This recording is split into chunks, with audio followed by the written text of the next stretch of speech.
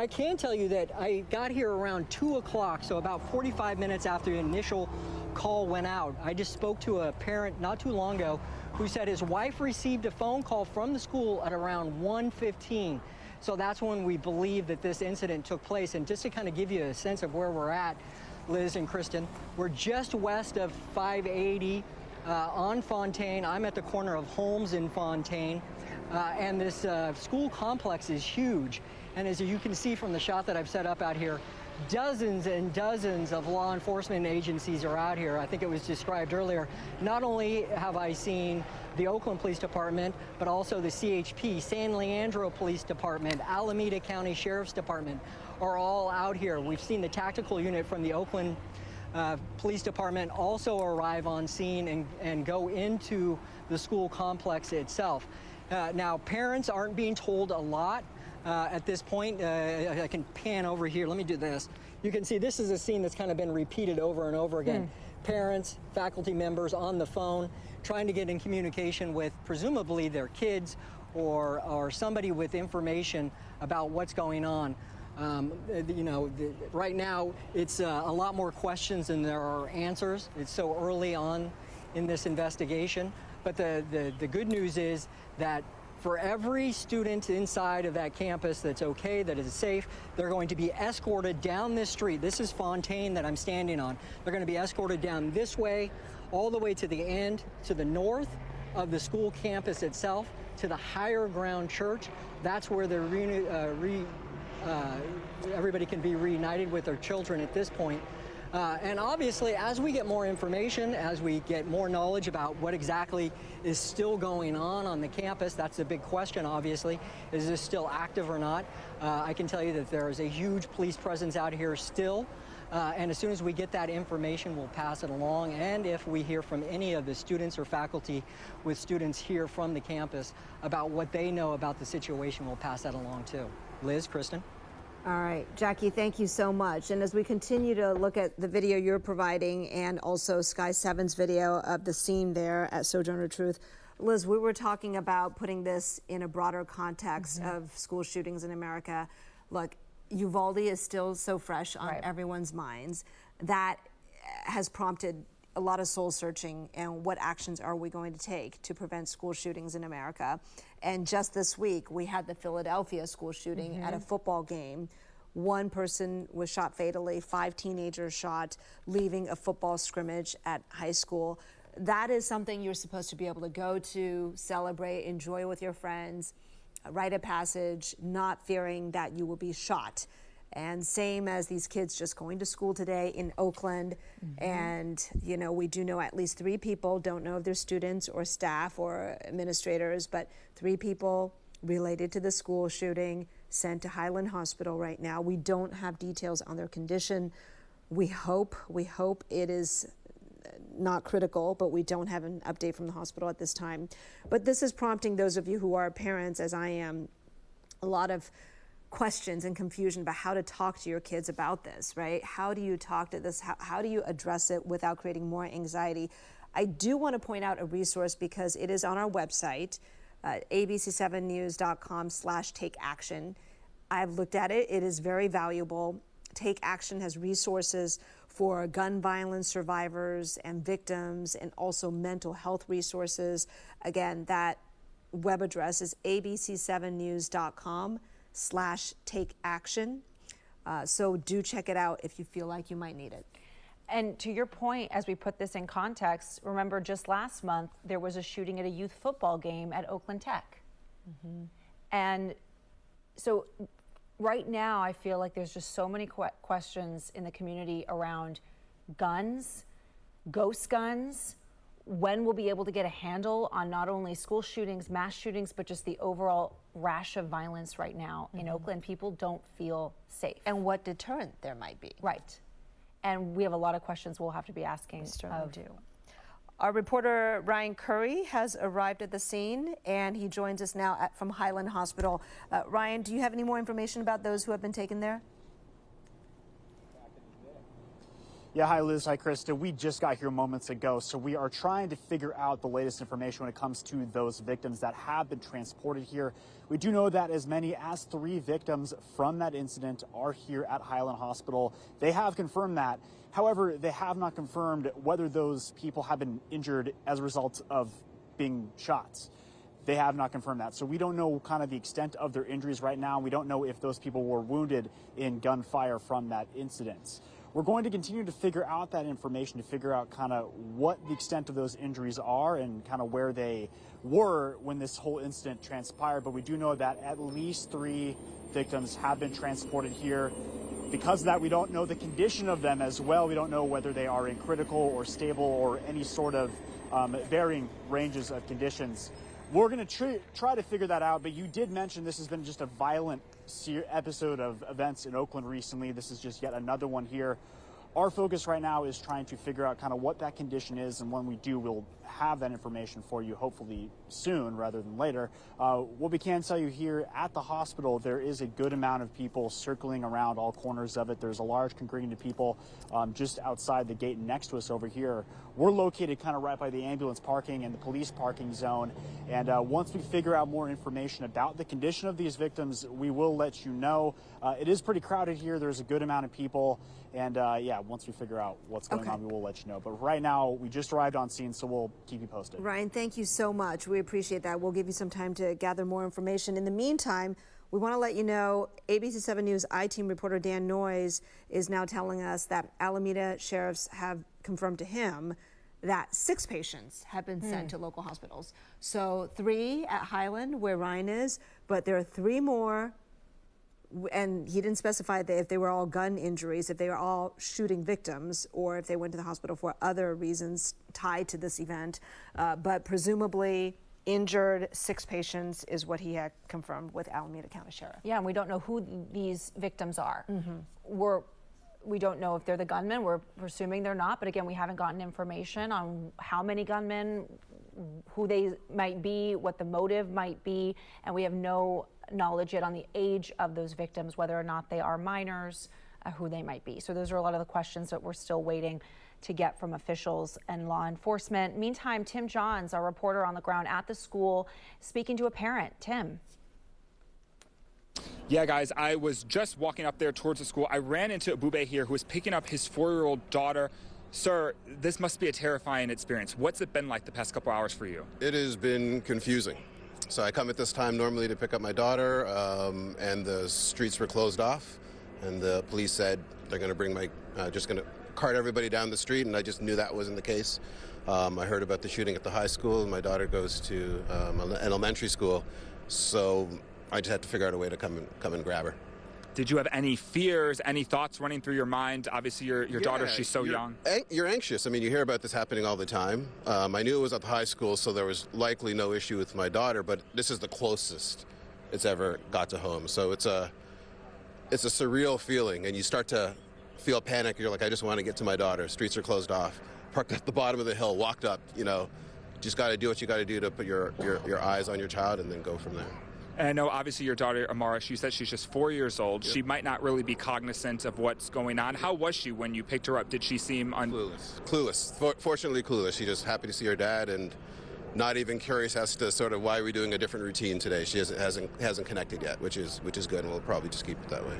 And I know, sir, you say that this is something that happens, unfortunately, a lot, not just here in the Bay Area, but around our country. As a parent, is it something that you worry about, especially now that it has hit a little bit closer to home? It is. I have 4 other children that go to another school, and last year we started thinking through and talking to the school about what's the protocol when a school shooting happens, and do they have the policies in place? Wasn't quite as tight as we'd like. My daughter just started going to this school, Oakland Academy, 2 weeks ago. So we're not abreast of what the protocol is on a shooting. Seems like they handled it well today, but it's now, top of mind. Mr. Abube, thank you so much for your time. We're glad that you and your daughter are safe today. Thank you. Thank you, guys. Guys, going to send it back to you in the studio. Tim, could you grab him really fast? We were wondering if he could tell us what school his daughter goes to. She goes to Oakland Academy. Oakland Academy. Okay, because she's a 4-year-old, and we've been reporting on that this complex has K through 12, but now it seems like we're maybe perhaps having even younger children on this campus. All right, absolutely. Tim. Just 4 years old, and luckily that age, she's not really cognizant of what's going on. Luckily for her, ignorance might be bliss in this situation. Absolutely. So scary for her and her father. All right, Tim, thank you. So, Liz, while you were talking to Tim there, I looked on our map here. Oakland Academy of Knowledge is just south of that complex. That is Sojourner Truth and Bay Area Tech School. But there are also a couple of preschools and Montessori schools just north of that complex, too. So there are a lot of little kids around there. This is an area with a lot of schools. The Pear Tree Preschool, Oak Grove Montessori, again, all the schools we've been mentioning here that we have on our screen at Sojourner Truth, Bay Tech, Redsdale, and then the Oakland Academy of Knowledge, which this little girl, this little 4-year-old goes to. Again, that father who was picking up his little girl did say that from what he was told as a parent, he was not as concerned because his understanding was that this happened at the high school. Right. Okay, so also right now we got some new information in. Our Dan Noyes, I-Team reporter Dan Noyes, has been communicating with Sergeant Ray Kelly, and what he just got is this statement about the gunman. So Sergeant Kelly said to Dan, based on what I heard, it sounds like they fled. They, meaning more than one gunman, and having fled, meaning no longer on campus, which does explain the way people are filing out, but it does raise the question, where are they now? Where have they gone? And are they putting out the information? Do they have any information to go by that they can put it out to us so we can let the public know if there's a getaway car and who they might be looking out for and avoiding? Right, and hopefully we get those answers soon. Meantime, Lan Melendez is where students are gathering right now, the reunification point with families. Lan, what are you hearing and seeing there? Yeah, sorry guys, I'm here speaking to Nina Carter. Thank you for being here. You're with Youth Alliance. Youth Alive. Everything is happening so quickly, so you have to excuse me if I mispronounce that. Tell me a little bit about what's going on here. Clearly, the students have been gathering here. This is the location where the parents have been told to pick them up at Keller and Mountain. Tell us what you know. Well, I'm not going to tell you what I know because it's not for what the community needs to know. It's what the community needs to do.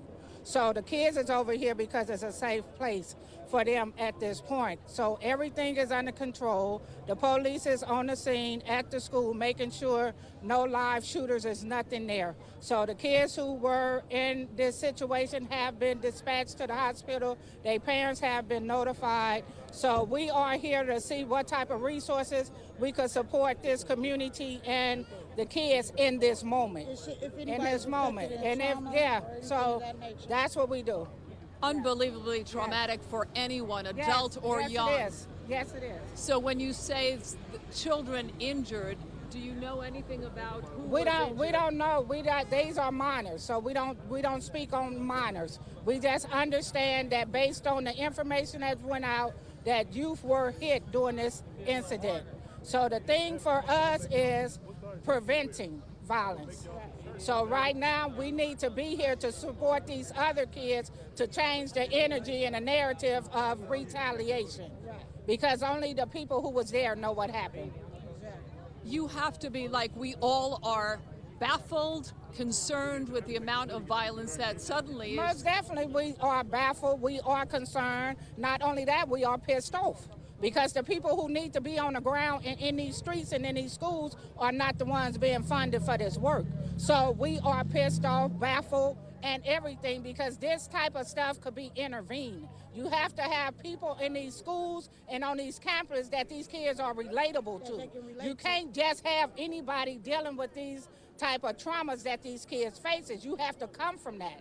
So the fact that we have all this funding in Oakland and it's not making a difference, that's a problem for me, and I'm pissed off.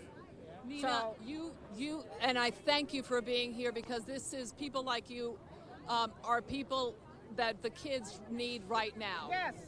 Thank you for being and here. And most of the parents we already know. Right. What are the kids telling you? Obviously that they scared and they not safe, and education is not important. Their lives is not valued. So they telling us all kind of stuff, but nobody is listening to the kids. They're listening to systems. So these kids are on go, which means they are traumatized and they come to school with a protective mode. If you check backpacks, 90% of your kids have a gun. That's alarming. It is alarming, but it's their reality. It's their reality. So grown folks need to get out the way if they're not going to start listening to these kids and let them tell them what they need for their community. This don't make no sense. A shooting at a whole school? I went to this school. What do you mean? Y'all ain't checking the energy? What's going on campus? So yeah, I'm pissed off. Nina, thank you very much for that. I'm one of the first people to talk to us about what's going on, the emotional well-being right now of the adults and the kids, as you heard there. Parents have been coming here to this location to pick the kids up. Again, Keller and Mountain, if you're just finding out about this and you are a parent, we're also being told that the kids from Baytech Charter, that's a middle school, high school, they're okay. There's also Rusdale Continuation School. Not sure about that school. We don't have much information, but you know, they're really obviously, you know, it's a very, very tense situation right now, understandably so, given the situation. Kids, as you heard there, very concerned, very afraid to just go to school. And I am sure, as a parent myself, parents are just as concerned and baffled as you heard there. So again, this is the location. We're going to give the kids a little bit of space. They have asked us to, you know, let the kids process what's going on right now, and this is going to take a much longer time for them to process all of this and to heal. So again, if you're a parent, you can see around here that the overpass is closed, but still the parents have a way to get here and pick up their kids and show them the support right now that they need. So we're live here in Oakland. Again, Keller and Mountain, an important intersection for parents to know to pick up their kids. Tough situation, guys. All right, Leanne, thank you for that. A very tough interview there with that community organizer as well. Hard and tough to hear her say that about the trauma these kids are facing and what more needs to be done. Again, where Leanne is, we were showing it earlier on our Sky 7, is 7900 Fontaine Street around Keller and Mountain. This is the reunification area. This is the church that if you are hoping to reunite with your child, that you should go to, 7900 Fontaine Street, Keller and Mountain. St. Cuthbert Church. And that community organizer, Nina, her anger was so palpable, her emotions so raw. And I think she was expressing what a lot of people in the community and in this region are feeling, and quite frankly across America, with regard to school shootings. While we, you know, she did say 90% of kids, you should check their backpacks, they have guns. That statistic may not be accurate. I think she was more speaking to just that there are many kids with guns, and Yes. right, and that they have trauma, and that we need to do something, and there are people who need to be able to work with and talk with them, people they relate to, and Right. who that is something the stakeholders need to come together and kind of decide and talk together and work together to figure out who the appropriate people might be. But it's clear that they feel like something needs to be done. It can't continue the way it has been. She mentioned we have so much funding, but she said funding isn't everything. How can we have this much funding and yet we're still seeing these problems? And there's certainly many problems and issues that are intersecting here as we discuss this school shooting. But one of the main issues that we hear over and over again when we talk about violence in Oakland and the rash of violence we're seeing in other parts of the Bay Area as well is the increase in these ghost guns and the need to clamp down and deal with this issue of these ghost guns. To her point, how so many young people are able to access weapons. Right, because they're all underage and not legally able to obtain weapons, but here we are. And right now we want to head back out to our reporter Ryan Curry, checking on the patients, the victims who have been taken to Highland Hospital. You got some new information for us, Ryan.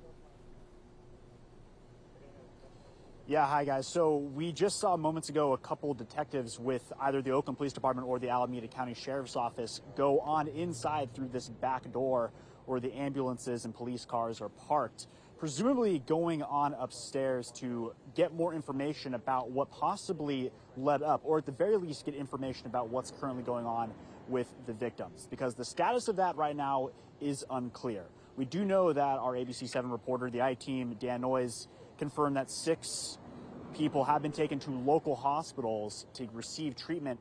Highland Hospital confirmed 3 of them are being treated here, but the extent of their injuries are unclear right now. We're still working to get that information. They also did not mention if those 3 individuals being treated here are results of the shooting. They could be injured in another facet, just being at the school in another type of injury. So we're still working to figure out that specific details as well. Those 2 detectives were greeted at the back door by a couple members of security, a nurse, as well as a couple members of the Oakland Police Department, who then let them on inside. This back door is actually pretty secured if you think about it, given the fact that what's going on here right now. We haven't seen this much police presence in this specific area really all throughout the afternoon, but that's kind of what's going on, because this is, I guess, the area they want to keep the most secured right now, because they are treating maybe about half of the victims as a result from that incident. But our focus right now is trying to figure out kind of what is the condition of these individuals hurt here. We don't know the age, we don't know the gender, we don't know if they're minors or not. That obviously could be a hurdle as we find out this information. We don't know the names of them either. So that's all things we're trying to figure out here, but we have seen some activity from the Sheriff's Office or the Police Department in the last few minutes here, I guess, trying to figure out and piece together clues about what may have led up. As we piece together this information, we'll keep you informed, but that's what we got right now here at Highland Hospital. I'll send it back over to you guys. All right, Ryan, thank you so much. We are monitoring to see if we've heard anything yet from Governor Gavin Newsom or Oakland Mayor Libby Schaaf. We have not yet, but we understand we do have a council member who is running for mayor of Oakland, who is with our Leanne Melendez. Leanne? Yeah, Lauren Taylor is here, City Council Member, District 6. This is part of your district, I believe, or you're here to support? This is immediately next to my district, and so it is my residents, my families, everyone. But this is one Oakland. Borders don't matter when we have bullets that are showing up and guns that are showing up in our classrooms. I know you have very little information like we do too, but you must know a little bit more than I do. What do you know? What can you share at the moment? What I've heard is that we have had, folks carrying weapons with the intent to harm onto our campuses, and this campus specifically. And I understand that there are some who were injured and are at the hospital right now. I don't know more details in terms of the status or how many, but guns, our classrooms, our schools are supposed to be a place of uplifting, empowering, preparing our young people for the futures that lie ahead of them, and not to witness tragedies like this that have the potential to take away life. Any idea? I know you mentioned that guns were on the campus. Can you give us an idea? Were they inside a classroom, in the hallway, outside, on the campus? From what I understand, it seems that there was activity that began outside and entered into the school. That's as much as I know. There's anecdotal, folks are giving some examples of what they witnessed. My own cousin is a administrator at one of the schools here, and so this is beyond close to home. A tragedy like this hits all of us deeply. Just to give people an idea, this is not just one school we're talking about. This is more than one, 2, 3, 4. We're talking about a campus that holds 3 different individual schools. Specifically, which one of the schools was most affected where this may have happened? I would have to confirm. Yeah. Okay. But we are told that the kids from the Baytech Charter School, we understand they're okay, and most of the parents have picked them up. But, I want to go back to, an Oakland that is, would you say, in serious trouble right now? Clearly, we are in serious trouble when we have bullets flying in our schools. There is no denying we need to bring more resources to bear to prevent and keep these situations from occurring.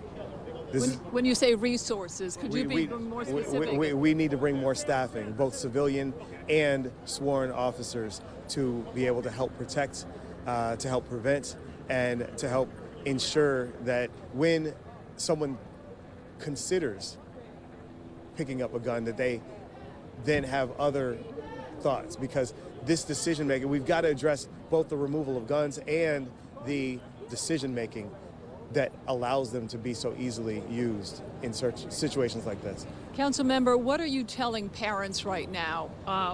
They've approached you. I'm sure they're asking you as a leader of this community. The kids, what are they telling you needs to happen? The kids want to be protected and safe. The parents want their kids to be protected and safe. We have to ensure that that happens. It will require a partnership with the city and the school district. We have to live into our motto of love life that we have into this city. There is too much devaluing of life to where total disregard, and that's what we have to put our foot down and ensure that everyone realizes that is unacceptable. We're not going to tolerate it, and we will ensure that our babies are safe and protected. Okay, well, finally, for people looking from the outside, from other states looking into a city like Oakland, like San Francisco, the Bay Area, what do you tell them what has happened here, where we've gone from a, community, a strong community, to one that right now, is living in fear? You yourself said it. What I'll say is that that's what we're trying to figure out. When we talk about preventing these situations from happening, we have to get to the root cause. What is causing folks to pick up guns, to pursue folks in a school building, and this is. It is our job to get to the bottom of this, root out the root causes, while also making sure that we have the presence necessary to keep folks safe now. And that is what I am committed to. That's what we are all working towards. What are you going to do tomorrow to try to address those issues that you mentioned? Well, we need all hands on deck. So I will be meeting with all of our public safety officials from the Department of Violence Prevention, the Chief of Police, our community responders. We've got violence interrupters that are here on the ground trying to understand who they need to talk to keep things from getting out of hand. We've got to come down to the streets. We can't make decisions just in City Hall. We've got to engage those who are likely to be involved in, either as perpetrators or victims of the violent crime that's occurring. That's what I'm committed to, actually hitting the streets to engage with residents to ensure that we are making different decisions on how we show up and how we show up for each other. Thank you so much. I'd love to know the results of that meeting tomorrow and also your interaction with the public. Thank you very much, Councilmember Taylor. Thank you. We'll pass it on to you, but again, we had larger numbers of kids. Now they're eventually making their way home. Parents are picking them up. Thank goodness, and after this shocker, and again, we're all very surprised at what has happened here. Again, we're at Keller and Mountain. This is the location. We want to remind parents to pick up your kids here after this very traumatizing event. All right, Leanne. I'll head it back to you. Yeah, thank you so much for that interview. And you may have seen during Leanne's interview, there appeared to be a really powerful moment there where it looked like a mother reuniting with her son. She was in tears, and then that you saw on her face the moment of relief when she saw and reunited what looked like perhaps her son, or some kind of reunification happened there. That was just a really powerful moment. It really breaks your heart to have to see scenes like that, but you're so happy for them that they were able to have that reunion. We do understand there's some people at Highland Hospital, 3 are there. Their situations may be quite serious. We are getting word from the hospital now that they'll update us in about 5 minutes, so we should get more on their conditions. But in the meantime, we want to turn things over to our reporter, Tim Johns, who's also at the scene, talking to family who are just so nervous, so scared, so frightened, so devastated that their little ones have to face something like this just going to school. And Liz, the number of school shootings in the U.S., that's just risen astronomically from 1970 through the 80s, 90s, pretty stable. We're talking about generally fewer than 30 a year. Something happened in 2018, and then you started to see this sharp curve upward. And last year was the peak year with some almost 300. And it is just frightening, and it does pose the question, what are we going to do about guns and school safety? Absolutely. We want to get to Tim Johns speaking with a grandmother. They are looking to reunite with a grandchild. Tim?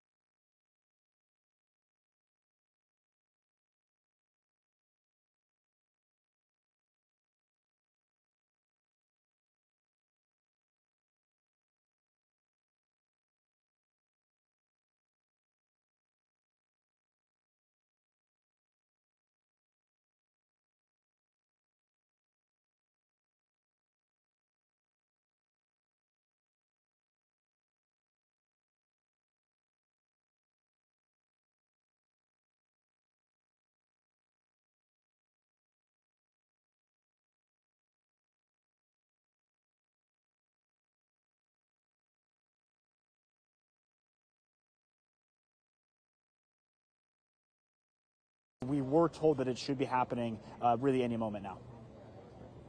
Ryan, thank you so much, and we'll come back to you just as soon as that starts to get underway. And we should just mention that we understand the 3 other shooting victims are at Eden Medical Center in Castro Valley. Correct. We don't know have any more information on those 3 people, their condition or their ages, and hopefully we get those updates soon, because I know there's a lot of questions. We do have a crew, we're being told, a photographer and a reporter en route right now to Eden Medical Center. So hopefully we get some more information soon from them as well. All right, so we just want to give you some context looking at mass shootings in America. We've been talking about the occurrence of them, and this would qualify under most definitions, because sometimes people use different definitions, but generally it's a single event in which 4 or more people are shot. And we have 6 people shot in today's event. So sadly, this becomes incident number 594 in the year 2022 in terms of mass shootings in the U.S. 594 already this year, and we are not even 3/4 over. So that is frightening. And again, this incident today in Oakland reopens the conversation. Doesn't seem like we close it for very long, but it reopens the conversation once again and puts it on the front burner of how to control gun violence, how to mitigate gun violence, how to create conditions that would take away the reasons and motivations for gun violence and the ease of being able to use gun violence in America. Those are all questions that you've heard some of the folks we've interviewed today bring up.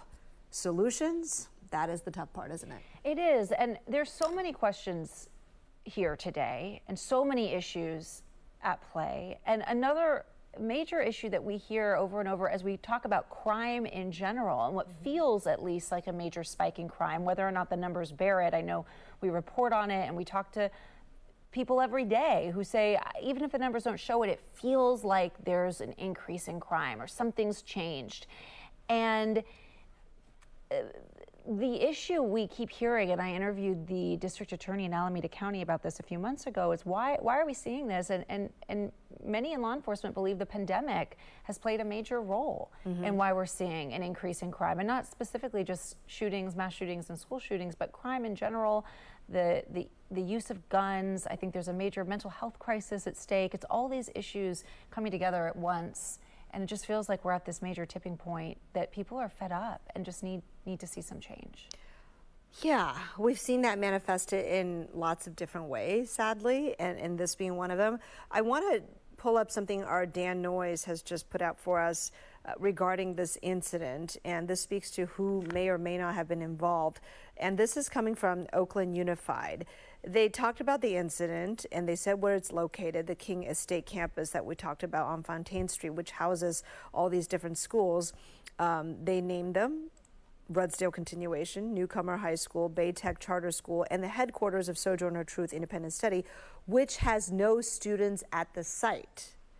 So I'm trying to interpret that and understand what that is saying. And you tell me if you have a thought about what they're trying to say, but it sounds like they're saying Sojourner Truth, even though it has 147 students, they didn't have students there today and they're not part of the shooting, or their students were not involved? Here's the statement, so you can see it. There was an incident today at the King Estate campus on Fontaine Street, which houses these different schools here, Bay Tech Charter, and the headquarters of Sojourner Truth Independent Study, which has no students at the site. The campus is near Oakland Academy of Knowledge, which we did interview. Tim Johns interviewed a father of a little girl who goes there. It's saying it's important to note that the incident was not there, where there are a lot of young children. So it does raise the questions about whether or not, again, we have a lot of questions, but it does raise the question about whether this could have been at this school, but there were no students there, and perhaps there was some incident outside and then it was brought inside, and perhaps the victims and people involved are not students. We don't know. I think our awesome producer just provided some answer. Okay. It is an independent study school. As such, it is remote learning. So Sojourner Truth students are not on site. They don't come to the campus typically. I see. So who were the kids or students that were involved and shot? that leaves a couple other options. Bay Area Tech School has said their students were not involved. We're not involved. We have not heard about Rudsdale. Correct. Or the others. But initially, the initial reporting that we've always heard was that it was at Sojourner Truth. Yes. Yes. So again, we have a lot of questions. We are awaiting an update from law enforcement, and hopefully we get some of those questions answered. I know there's a lot of parents right now who want those questions answered. But I do hope that most of the parents by this point have picked up their children at that church, have reunited with their kids. We certainly saw a lot of those reunions in the last 2.5 hours, some very tearful, all of them very just emotional. And I can only imagine as a parent, they're just grateful that they were able to hug their kids. And but we feel for the folks who are, you know, at Highland, at Eden right now in critical condition in the case of the 3 at Highland Hospital, where we are still waiting for an update that we understand has been delayed. We were thinking originally they said 3:30, but now I think it's been pushed to 4:15. Okay. So we'll get that update hopefully around 4:15. But the last updates we got were very brief. And even OPD, when they gave their update, said no questions. So we are very slowly getting information. It's trickling out here and things are being clarified. All right, folks, if you're just joining us, we think it's worthwhile to give you another recap. We are streaming here and coming to you because there's been a shooting in Oakland today at a school campus at a complex, King Estate, which houses several schools. So you can see we said shooting at Sojourner Truth, but that is a independent remote school. So students of that school are not coming to the campus, but also they're in that complex, Bay Tech, Rudsdale, and students were coming to campus, and there was a shooting, 6 people shot. Okay, just hearing from our producer there, you're looking at a live picture over the school on your left right now. We're flying over the scene. You can still see a lot of police. And Liz, as you pointed out, so many agencies are involved, including the feds. Yeah, ATF is on the scene there, San Francisco ATF. We know San Leandro police also came to respond. CHP is there, OPD, Alameda County, SWAT team, the Oakland SWAT team is there, according to our photojournalist Jackie Spear. So several agencies responded. And at this point, I mean, very, very soon after this shooting happened, we were hearing from law enforcement that it did not feel like it was an active shooter situation for long, and that was reflected in how we saw the students for over the course of 2 hours rather calmly walking off campus. Several students needed to be evacuated, and many of them now have reunited with their families. But again, we are waiting to hear about the victims in this shooting. We know there are 6 victims. There could be more, but right now we know at least 6 victims, 6 adults, 18 and older. We don't know how many of them, if any, are students, and we don't really know a motive or a situation. We're hearing retaliation. Targeted, the word targeted was used. Look, authorities have not released details about a possible gunman, suspect, perpetrator, or whether they have anybody in custody right now. And there was some indication that perhaps they fled. And it is possible there was some involved in the shooting who are at the hospital themselves right now. So we don't have that right now. That's a possibility. And the thing we keep hearing over and over from folks that are reporters on the ground have been, from the interviews they've been doing from council members, is, and one thing that stood out to me is Oakland is in serious trouble. There's just a sense that we've reached this crisis tipping point. And I think in the coming days, of course, not only are we going to try and flesh out what happened at this incident, but there's going to be a lot more conversations to be had about, okay, something needs to change, and we need to talk about real solutions. I know we have an interview that we want to share with you of a father, so we're going to let you listen to that now. So I come at this time normally to pick up my daughter, and the streets were closed off, and the police said they're going to bring just going to cart everybody down the street, and I just knew that wasn't the case. I heard about the shooting at the high school, and my daughter goes to an elementary school, so I just had to figure out a way to come and grab her. Did you have any fears, any thoughts running through your mind? Obviously, your daughter, she's so young.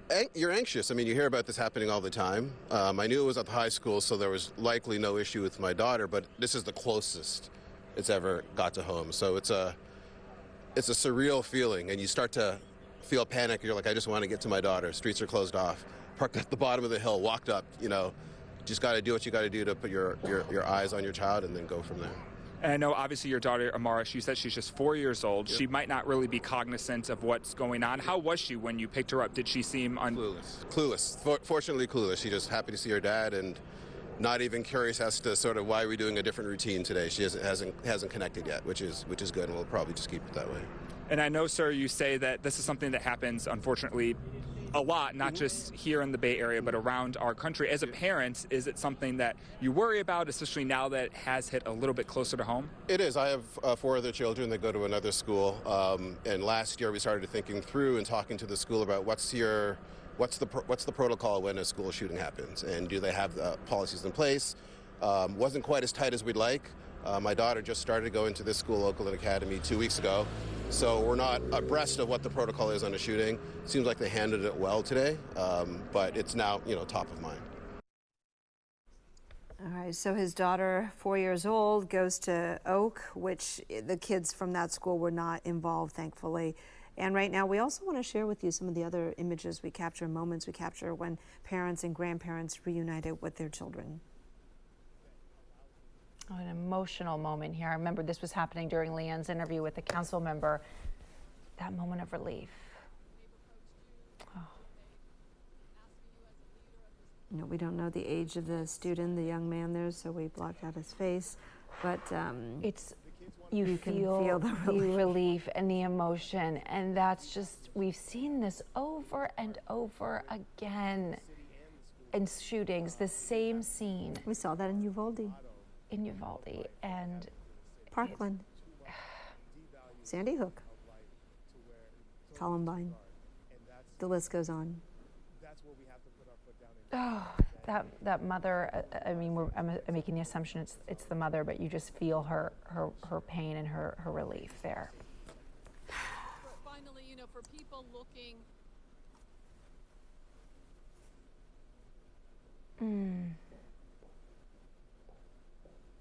So that was happening at the church where the reunifications have been happening. At this point, it sounds like most, if not all, of the young people, the students have been reunited or been able to go home at this point. But they were being brought to a church at 7900 Fontaine Street in that area in just a few blocks away from the school to reunite with their parents. And this is just a quick point for those of you who might be traveling on 580 in Oakland through that area. At last check, Keller off-ramps were closed, both eastbound and also westbound. So we believe that is still the case because I haven't heard otherwise. So this is for the purposes of investigations. Obviously, the school complex is right off the freeway there, right off the Keller Avenue exit, Keller Street. So please do avoid that area if you don't have to go there, and the freeway on and off ramps do appear to still be closed at this point. I want to bring you Mayor Libby Schaaf's comment, which she made via Twitter not too long ago, about 40 minutes ago. And what she said was this: today's gun violence at Sojourner Truth School shocks the soul. Our schools are sanctuaries for our children. Our investigators report all 6 victims are adults being treated for injuries at hospitals now. The school is now clear, and all children being reunited with families. And she adds, the unbridled access to firearms in our country is inexcusable. And Liz, you were pointing out that ghost guns remain a huge problem. Huge problem. And of course, over the past couple of years, we've been reporting on these highway shootings. And again, what we keep hearing from Libby Schaaf when we speak to Libby Schaaf about it, and from the governor, is the issue of ghost guns and also the need to get more cameras. That's a big push that Mayor Libby Schaaf has made. We need more cameras. She's gone to the governor and said, we need more cameras. And that goes back to even what OPD is saying today, where they're asking people, if you have any photos, any video, anything that could have help with this investigation today, please send it to them, because there just needs to be more tools in the toolbox, is what we're hearing from officials right now. So far, we've not heard from Governor Newsom. We have heard from at least 2 of two council members in Oakland, also two of these council members that are running for mayor. Certainly we're not so far out from the November election now, with the rash of crime we've been seeing over the past few weeks in Oakland, and now culminating in this shooting. Clearly and certainly this is going to be front and center in the Oakland mayor race in November. We certainly do expect to hear more about that, and we already heard just yesterday from Oakland Police Chief Laurent Armstrong after a rash of violence, gun violence and gun deaths in his city. 9 people killed in separate incidents over the last 9 days. So he addressed this just yesterday and said that he's going to make an all hands on deck change or effort to address the gun violence. And one of the solutions is to add 8 officers to the criminal investigation unit. And also other senior officers will be added to the unit in the coming months as new recruits join the rank and file. But even the recruiting, that's become a real challenge as well. It's a challenge across the country, and especially in places like Oakland right now. We hear that repeatedly, that they're so understaffed that it's almost impossible for them to catch up at this point. Yeah, there are a lot of headwinds in policing right now that is also serving as a deterrent for a lot of people to consider that as a profession, and certainly, especially in cities and regions where the cost of living is very high, such as in our region, that's an extra challenge. So we'll see if he can make that happen in terms of bringing more people on board.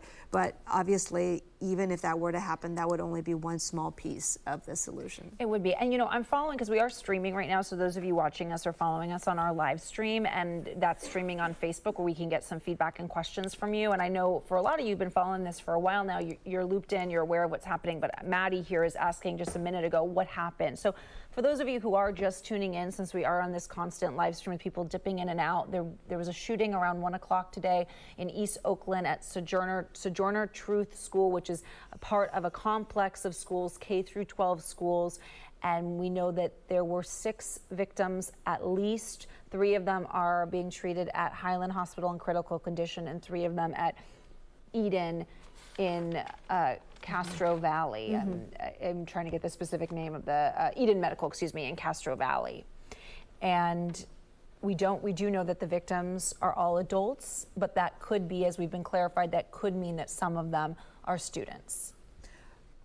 We do want to let you know that we understand there is a lot of anguish, mental health needs, and so we do have a great resource available to you, and we want to put that up there for you. It's abc7news.com/takeaction, abc7news.com/takeaction for gun violence survivors and victims, plus mental health resources. We have a lot of resources that we've curated in one spot for you. This is our Allies in Action initiative. And again, that is abc7news.com/takeaction. So a lot of these students will be needing support, and this is one place you might want to consider getting started. Again, that's abc7news.com/takeaction.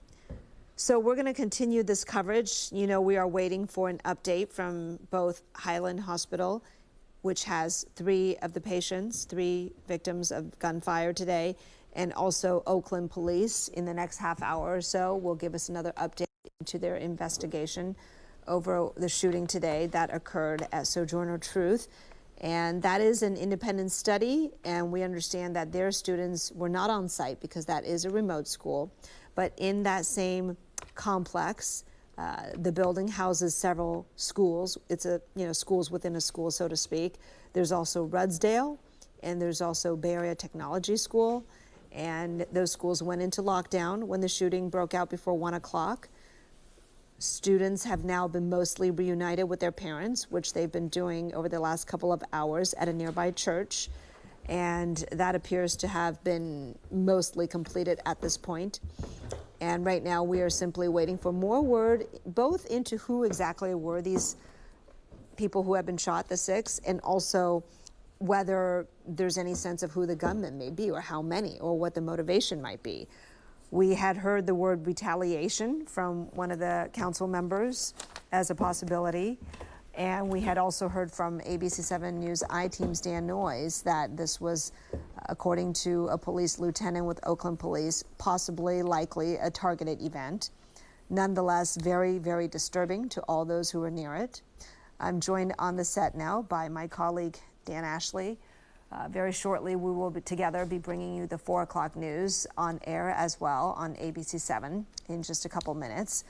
But right now, we continue to stream as we bring you the latest on this breaking news story today of the latest school shooting in America, and it happened here in Oakland. It has been an emotional day, a difficult day since word of this broke out at 1 o'clock this afternoon, and we have seen this repeatedly happen around the country, and your heart always goes out, and then one always wonders if you wake up one morning or one afternoon and find out that it's happened here, and it has. Still a lot of unanswered questions, enormous police response, lots of investigation underway at Sojourner Truth and those surrounding schools and that surrounding area as they search for whoever is responsible for putting 6 people in the hospital, 3 of them critically wounded. But again, we still don't know exactly what happened. We do know that the victims are all at least 18 years of age, so no young kids or anything of that nature, but we still don't know exactly what the circumstances were. Clearly, it would seem to be some sort of targeted event or some sort of altercation that got out of hand. We just don't know at this point. But of course, we very much want to know exactly why this occurred, what was the motivation behind it, and who was responsible.